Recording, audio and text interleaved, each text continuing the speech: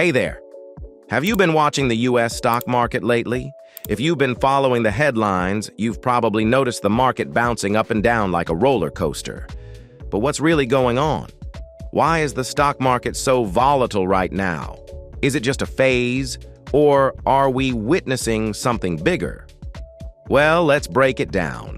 Today, we're going to dig into the reasons behind the market volatility, the factors that are driving the wild swings, and what you, as an investor or just an observer, need to know in this fast-paced financial environment. Stick around, because by the end of this video, you'll have a clear picture of why the market is so unpredictable right now and how you can make sense of it. Before we dive into the details, let's set the stage.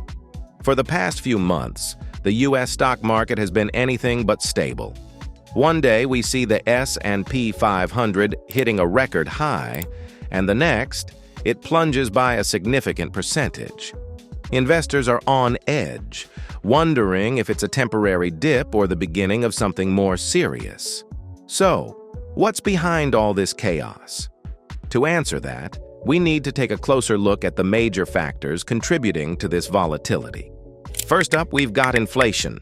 Everyone's talking about it, and for good reason. Inflation is at its highest levels in decades. The cost of goods is rising, from groceries to gas, and even housing prices are through the roof. This is a huge concern for investors because when inflation rises, it erodes the value of money.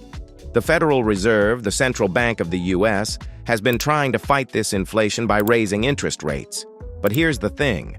When interest rates go up, it becomes more expensive to borrow money. This means people and businesses are less likely to take out loans, which can slow down economic growth. And this uncertainty about how high the Fed will raise rates and how it will affect the economy is causing a lot of turbulence in the stock market. Investors are trying to predict how this will impact their investments, leading to wild market swings. Speaking of the Fed, let's talk about how interest rates play a pivotal role in this chaos. Think of interest rates as the price of money. When the Fed raises rates, it's essentially making borrowing more expensive. This impacts everything from business loans to mortgages and even credit card debt. Now, while raising rates can help reduce inflation, it also has its drawbacks. High interest rates can lead to slower growth in the economy because businesses have to pay more to borrow money. And that means less spending and fewer investments. It's a balancing act that the Fed is trying to manage right now. And that uncertainty is creating a lot of unpredictability in the markets. One minute, investors are hopeful that the Fed will tame inflation, and the next minute, they're worried that the rate hikes will slow down economic growth too much. This back and forth creates the perfect storm for market volatility. Now let's add another layer to this. It's not just domestic issues causing the turbulence. The global stage has its own share of challenges. From the ongoing Russia-Ukraine war to supply chain disruptions, global factors are having a huge impact on US markets. The war in Ukraine has caused massive disruptions in energy supplies, especially oil and natural gas. This has led to rising energy prices, which in turn have spiked inflation even further. And guess what? The stock market doesn't like high inflation or uncertainty.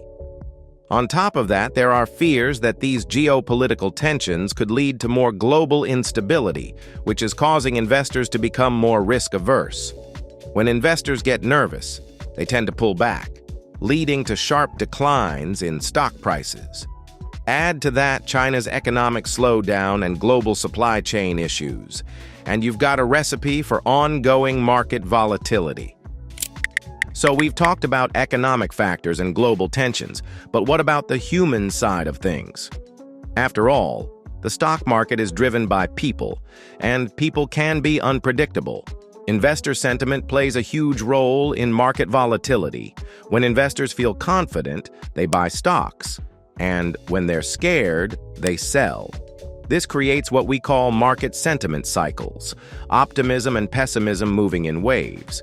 If you've been watching the market, you've probably seen this firsthand. One minute, everyone's buying tech stocks, and the next, They're pulling back because of fears about inflation or geopolitical events. This behavior is amplified by algorithmic trading, machines that buy and sell based on pre-programmed instructions. These algorithms can react much faster than humans, and sometimes they exacerbate market movements. One moment you see a stock soaring, and the next, it's crashing, all because of automated trading reactions. So, with all this volatility, what should you do if you're an investor? First, stay calm. Market volatility is normal, and while it's uncomfortable, it's a part of investing. The key is to focus on your long-term goals and avoid reacting to short-term market movements. Second, consider diversifying your portfolio. Diversification is like a safety net for your investments. By spreading your money across different sectors and asset classes, you reduce the risk of a total loss in a volatile market. Finally, consider working with a financial advisor who can help you navigate through these uncertain times and create a strategy that's tailored to your goals. So, why is the U.S. stock market so volatile right now? It's a combination of factors: inflation, interest rates, global tensions, and investor behavior. While it's tough to predict what will happen next, understanding these key drivers can help you make informed decisions about your investments. If you found this video helpful and insightful, hit that like button, share it with your friends, and don't forget to subscribe to our channel for more updates on the economy, investing, and finance trends. Stay informed, stay calm, and remember, investing is a long-term game. Don't let short-term volatility shake your confidence.